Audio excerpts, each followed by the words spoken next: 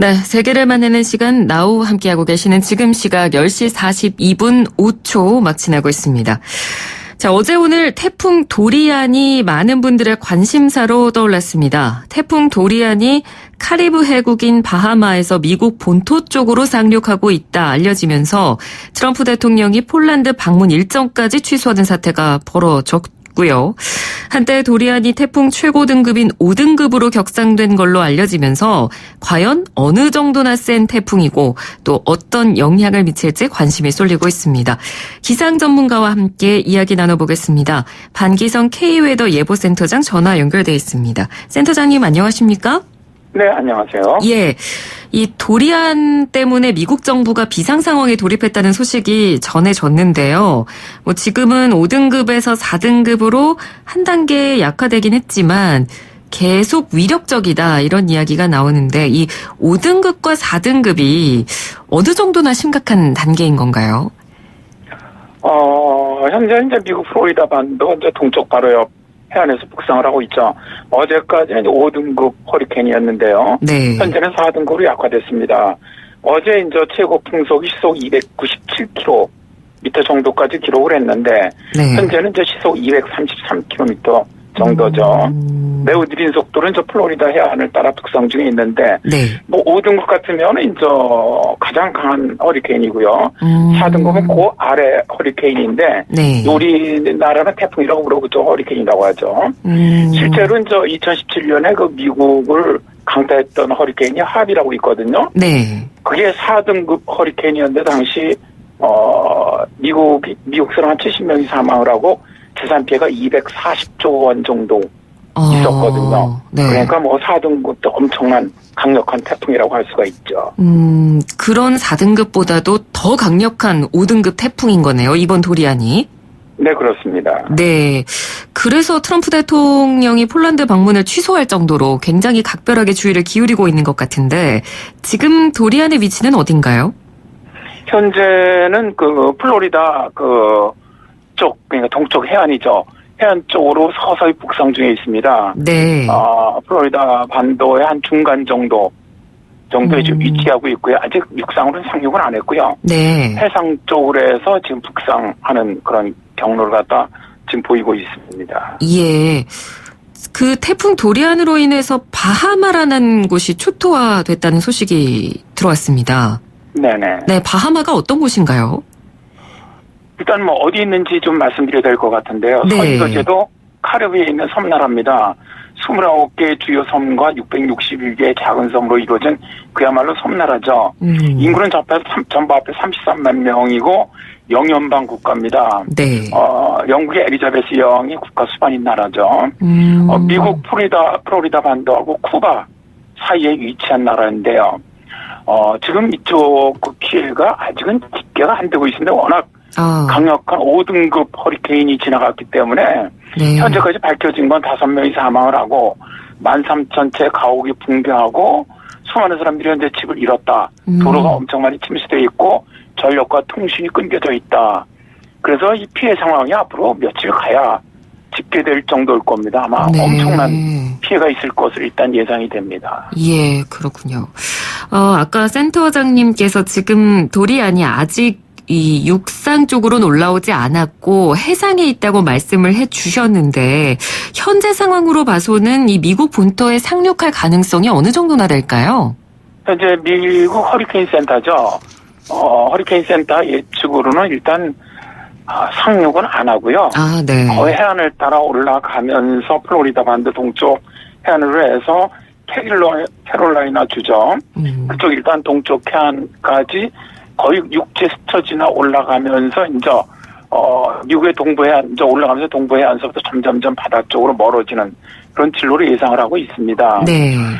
현재 예상되는 그 진로대로 간다면 육지에 상륙하면서 최악의 피해는 일단 면한다고 하겠지만 4등급에도 워낙 강력한 태풍이기 때문에 네. 플로리다라든가 사우스캐롤라이나 이런 지역 쪽으로는 피해가 굉장히 많지 않겠나 예상이 됩니다. 왜냐하면은 굉장히 그 높은 파도, 해일, 그 다음에 폭우, 강풍 이런 피해가 굉장히 많이 예상되고 있기 때문이죠. 네. 그러니까 스쳐 지나가기만 해도 뭐 엄청나게 피해가 있을 정도로 상륙을 하지 않고 해안으로 올라간다 하더라도 피해가 어느 정도 좀 크게 예상이 되는 태풍이네요. 네, 그렇습니다. 그러다 보니까 미국의 트럼프 대통령이 이제 해외 순방도 중지를 하고 네. 현재 이제 대기를 하고 있는데 현재 뭐 플로리다주의 모든 해안 지역에는 비상 대피령이 내려졌고요. 사우스캐롤라이나주, 조지아주 해안 지역도 이미 대피령이 내려진 상태입니다. 네. 트럼프 미국 대통령은 어제 조지아주, 사우스캐롤라이나주에 비상사태를 선포를 했죠. 예. 저희가 미국에 관련된 날씨 기사를 접할 때 사실 미국의 허리케인 태풍 소식이 사실 종종 들려오거든요. 근데 아까 센터장님께서 4등급 허리케인이 예전에 한번 지나간 적이 있었다라고 말씀을 해주셨는데 5등급 태풍은 정말 흔치 않다고 들었거든요. 네, 그렇죠. 5등급 태풍은 많이 발생하지는 않습니다. 네.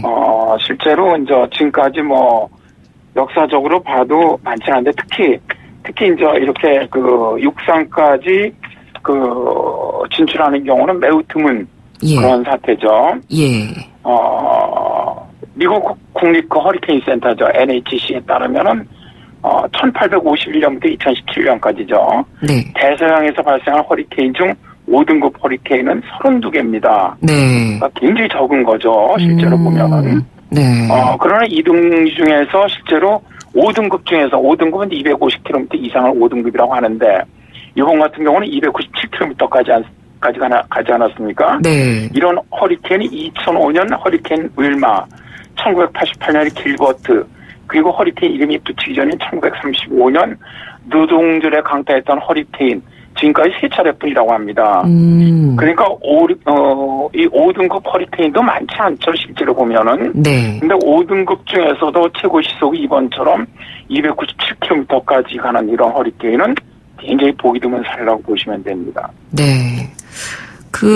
시속이 297km라고 하면 사실 좀 감이 안 오거든요. 우리나라에도 이런 시속의 돌풍이 온 사례가 있습니까?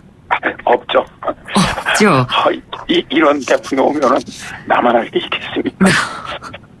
네, 그러니까 워낙 우리나라에서는 들어본 사례가 없어서요. 네, 예. 왜냐하면 시속이 297km, 300km라고 얘기를 하는 건데 네. 어느 정도로 느끼시면 되냐면 차가 다닐 때요 300km 시속으로 네. 우리나라는 300km 달릴 수도 없지만 그렇죠. 300km 달릴 때 창문을 열고 얼굴에 부딪히는 바람의 세기라고 생각을 하시면 됩니다. 그러니까 엄청나죠. 이건 도저히 상상할 수가 없죠. 네. 우리나라에서 가장 강한 바람을 기록했던 태풍이 2003년에 태풍 매미였어요. 예. 이때 평균 최대 풍속이 시속 194km였습니다. 아. 그러니까 이번 도리안 같은 경우는 우리나라에서 가장 강한 바람이 불었던 태풍 매미 때보다 거의 100km 이상 강한 바람이 불고 있는 것이죠. 네. 그러니까 한국에 있는 저희 입장에서는 체감이 안 될 정도의 그런 시속이네요. 그럼요. 네. 그러니까 우리 피해가 실제로 최근에 2017년, 2018년 올해까지 카리브해하고 미국을 강타한 이 허리케인이라는 피해가 거의 천문학적 이유로 지금 발생하고 있거든요. 최근에 들어서는 이 태풍이 더 강하게 발생하고 있고 네. 비도 많이 내리고 이런 영향이 크죠. 예. 지금 이 도리안의 이동 속도가 조금씩 줄어들면서 이동 속도가 줄어들면 피해 규모나 지속 시간이 더 커질 수 있다는 분석도 나오는데 이 태풍의 속도는 왜 늦어지는 건가요? 일단 태풍이 늦어지는 가장 큰 건 주변 기압의 영향 때문이죠. 네. 근데 어쨌든 이번 같은 경우는 굉장히 도리안 속도가 늦지 않습니까? 네. 이런 경우는 지금까지 오던 방향이 미국 동쪽 해안으로 바꾸고 있거든요. 그걸 우리는 이제 태풍이 전향한다라는데 네. 이런 경우는 좀 늦어지고요. 네. 두 번째는 이제 북쪽에서 내려온 찬 공기가 부딪힐 때 좀 늦어지고요. 육지에 상륙하거나 지금은 이제 어쨌든 태풍의 반은 육지에 부딪히고 있는 것 아니겠습니까? 네. 허리케인에. 네. 이제 해안 쪽으로 가고 있으니까 그러니까 그런 경우도 좀 늦어지고요. 기상학적으로 상층 제트기류하고 부딪힐 때도 늦어집니다. 그런데 실제로 이렇게 태풍 속도가 늦어지면 일단 태풍으로부터 받는 영향 시간이 길어진다는 얘기거든요. 네네. 지역은. 네. 그러니까 피해가 아주 급증하게 됩니다. 우리나라 같은 경우 예전에 2002년에 태풍 루사가 올라가다가 북쪽에서 내려오는 차가운 공기가 강릉 상공에서 부딪혔거든요. 네. 그러면서 거기서 속도가 굉장히 늦어졌어요. 그러면서 하루에 거의 800mm 이 비가 내리면서 완전히 그때 강릉 주변에 동해안 쪽이 초토화 됐지 않습니까? 예. 그 당시에 뭐 재산 피해가 5조 2천억, 거의 뭐 130명 사망하는 엄청난 그런 피해가 발생을 했었죠. 네. 어제 기준으로 도리안이 앞으로 5일 동안 더 허리케인의 형태를 유지할 것이다 이런 예측이 나왔는데 태풍의 경우에는 그러면 이렇게 어떤 과정을 거쳐서 세력이 약화가 되는 건가요? 태풍이 약화되는 가장 큰 이유는 일단 육지로 상륙할 경우입니다. 네. 그럼 이제 에너지 공급이 끊어지고 육지와의 마찰이 있죠. 그렇기 때문에 세력이 급격히 약해지고요. 두 번째는 이제 제트기나 찬 공기가 부딪히게 되면서 약해지고요. 다음에 이제 이번 도리안 같은 경우는 미국의 동부 해안 쪽으로 올라가면서 점점 바다 쪽으로 점점 멀어지면서 일단 현재 예상으로 7일, 네. 이번 주 토요일이죠. 토요일 날 열대성 저기압이 약화될 것으로 보는데 지금 이 도리안 같은 경우는 해수 온도가 낮아지는 쪽으로 이동해 가기 때문에 네. 자연적으로 약화되는 경우입니다.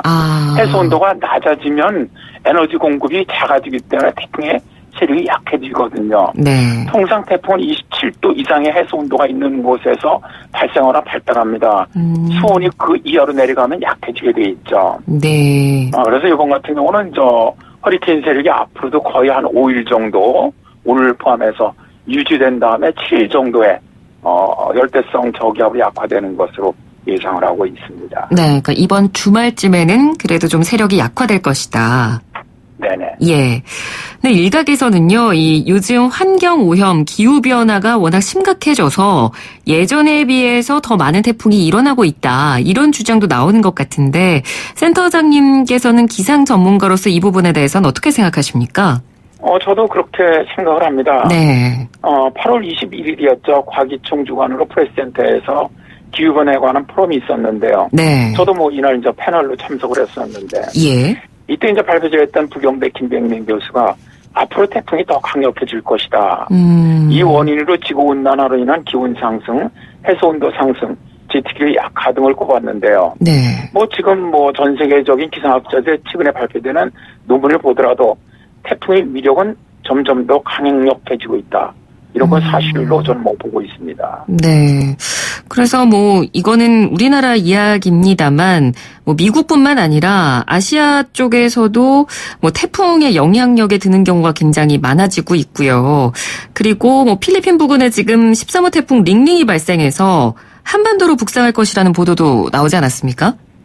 네, 그렇습니다. 예. 현재 13호 태풍 링링은 타이베이 남남동쪽 650km 해상에서 북상 중에 있죠. 네. 현재 기상청 예상 진로대로 만일 북상을 한다면입니다. 네. 그렇다면 6일 아침에는 서귀포 남서쪽 310km 해상까지 진출하고요. 7일 아침에는 서산반도 바로 서쪽 해상입니다.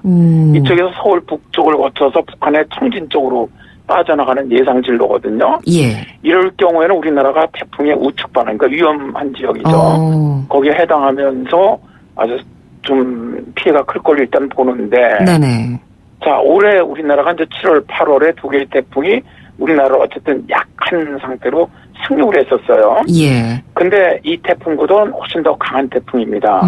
이번 태풍이 일단 네. 우리나라에 영향을 줄 때도 중형 태풍의 중급 정도의 세력을 가진 태풍이거든요. 네. 그래서 현재 예상대로 북상한다면 피해가 좀 크지 않겠나 그렇게 예상을 하고 있습니다. 예, 피해 대비를 좀 철저히 해야 될 것 같습니다.